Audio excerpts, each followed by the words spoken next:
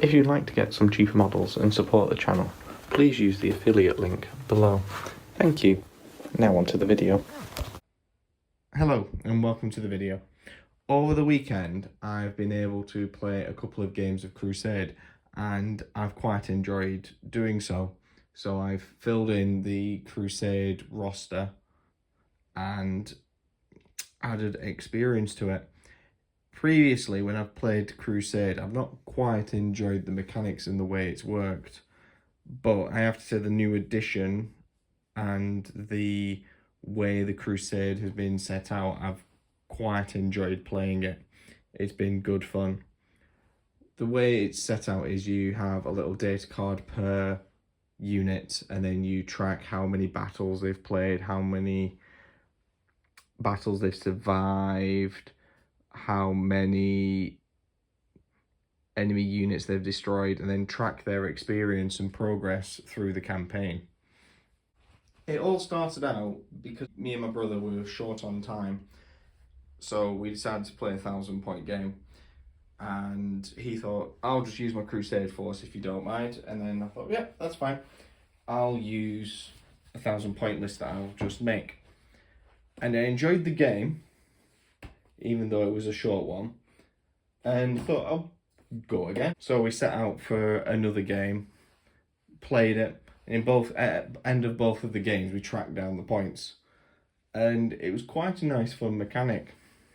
It was quite a nice mechanic, allowing you to see how well the unit's doing, and when it's doing well, what honours it gains. So I would recommend it to anyone who hasn't tried it. The Marines can have what's called an Oathsworn campaign, which is where you have 3 games in a row and track how much honour you gain from each game. If you play an incursion and you win the game, you get a total of 2 honour points. And then you have additional objectives or bonus agendas they are called, within the game, and if you complete them you can earn 4 honour per game. So if you're having a campaign game and you have managed to get 3 games in, you can earn 12 points from your agendas, and then assuming you win the 3 games, that's another 6 points. That's 18 points you can earn. You can then use these points to upgrade your characters or even your units. So for example, if you want to upgrade a captain to a chapter master, that costs you 25, whereas the chief apothecary is a 10 honour point upgrade, and each office held within the Space Marine chapter is so many points to upgrade. But the little guys as well, they can have what's called assignment and promotion. So for 5 honour points, you can upgrade an Adeptus Astartes infantry or mounted unit, excluding characters, to the first company. If you give them the Terminator honours upgrade because of the XP that they've gained, at the end of the campaign that is nothing, it costs 0, and it's quite a nice upgrade. So I've managed to give my my intercessor squad number 3, they have the Terminator honours, as does the assault marines. So this means after the next campaign game I play, the next Crusade one, I could, if I wanted, upgrade these 2 squads to either be Blade Guards, Company Heroes, Stern Guards, Terminator Assaults, or standard Terminators. And from what I understand, I might be wrong on this, but it's at the same points. So with the Intercessors costing 85, that means that they again upgraded to Terminator armour, and they don't cost any more. I might be wrong on that, but that's what I seem to have read into it. Quite equally, you can upgrade eliminators or incursors, infiltrators, reavers, scouts or suppressors, so anything that you would find in the reserve company or the scout company, into your standard battle line. So you can have a scout squad that becomes an intercessor squad that could then become a Terminator squad, which I quite like. And in hindsight, if I was to do this again from scratch, I probably wouldn't run a captain, because I'd like to see a lieutenant being promoted through the ranks, as it costs 10 honor points to do so. One of the stratagems that I quite like, I say stratagems, it's requisition points, is at the end of a battle, if the characters have received 2 or more wound or battle scars, I believe they're called, you can then entomb them in the sarcophagus of a dreadnought, which I think would be quite fun. The one problem with that is if you had, say, a chapter master that went into the dreadnought, you cannot then upgrade another one without starting a new campaign force, possibly. I'm unsure on whether it means campaign or within the Oathsworn campaign, which runs for 3 games. So hopefully you'll be able to upgrade after 3 games, but we'll see.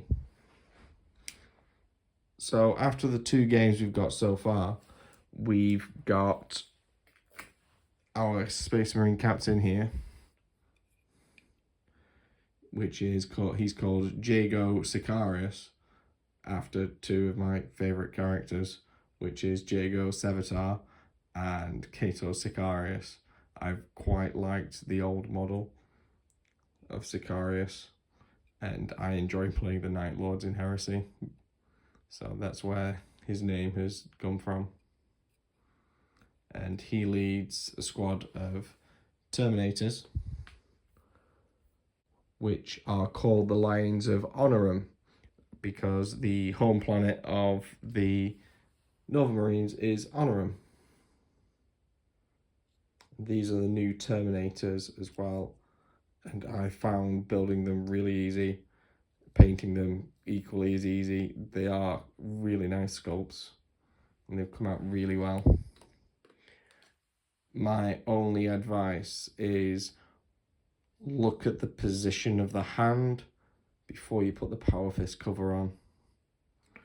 Quite simply because I don't like how the Terminator with the Chain Fist has come out in the end. But it's not a bad pose. But could be better, might be better if the Chain Fist was on, say, this one.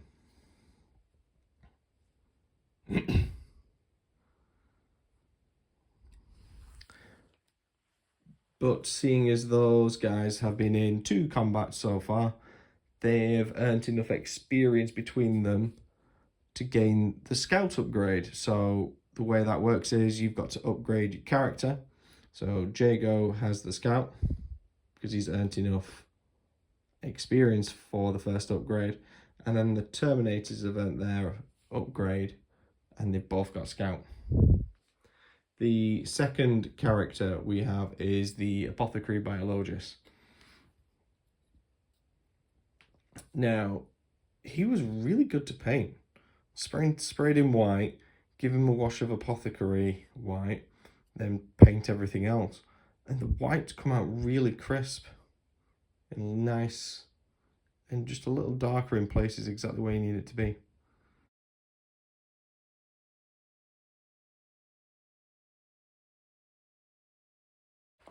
He's been given the Fire Discipline rule, which allows 6s to become sustain hits, and he gives lethals and critical hits on 5 in the Devastator Doctrine. And that's been quite handy. It did 52 wounds to a squad of Khorne Berserkers in the very first game I played. Killed 8 of them in the end, but it was extremely good fun re-rolling with the Oath of Moments.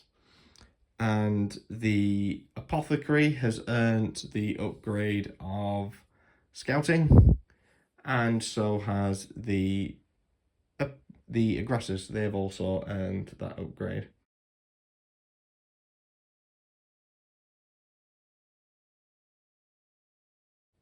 The Aggressors are squad number 11. and the Terminators will be squad number 1 of the first company. Next up, we've got the first Intercessor squad. They yet have to earn an upgrade. They've earned a total of 3 experience from the 2 games. They have died in every game and have yet to earn an upgrade.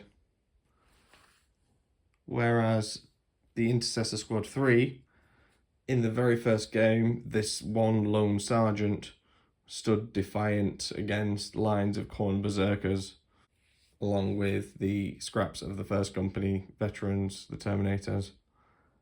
So he's done really well. Although he died in the second game, he has managed to earn some Terminator honours. So at the end of the campaign, the Oathsworn campaign, his squad 3, could become in Blade Guard, which would be very nice. Squad 7 is the Assault Marines. And in the last game, we had to disarm bombs, and the Assault Marines landed in, disarmed a bomb, and then jumped around disarming bombs. So they were very effective. And because they've done well in that game, they've also earned the Terminator honours. So they could become Vanguard veterans or Blade Guard. There's time to tell. We also have the Lancer. Now, the Lancer has been the MVP in a good couple of games, but within the Crusade force, he's single-handedly killed quite a few 8-bound just with the battle cannon on the top. It's been amazing. He's tank number 2 from the second company, and his name is called the Bloodshedder.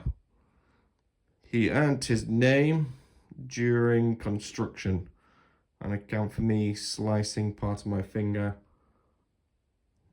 with the knife as I was trimming off little bits of plastic. And then he's completely lived up to his name in the Crusade, killing 8-bound left, right and centre, as well as Chaos Terminators. At the minute, it's a 1,000-point force. You can buy, for one requisition, buy an extra 200 points of reinforcements to the army, which I am looking into, but it's a case of swapping it out. What would I take out, or what could I add in? And you have to agree the points cost before the game. So if I had a 1,200 point list, but my opponent only has 1,000, I have to use 1,000 points. Keeps the game interesting. The one thing I don't like is certain characters are stuck. So now Jago Sakaris is in Terminator armor. He is in Terminator armor for the entirety of the Crusade. He's not allowed to wear power armor or Gravis armor. That is a completely different data sheet. So if I was to run the Gravis Captain, he has to earn all of his experience again from scratch, which is a shame. Because I think, seeing as it is a captain and in what I am calling a named captain now, it'd be nice if he could transfer his name and honor and XP across to the different captain models. Let me know in the comments if any of you have played Crusade, how you're finding it, or what you think I should add next to the Crusade force I've got so far. Thanks for watching.